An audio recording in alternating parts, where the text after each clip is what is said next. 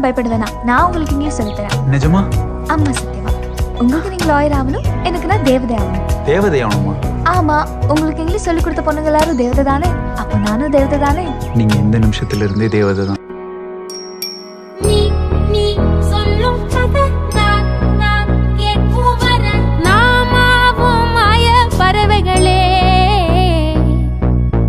தென்கிழக்கு தேன் சிட்டு செம்பருத்தி பூ முட்டு செல்லம் கொஞ்சதே தாலாட்ட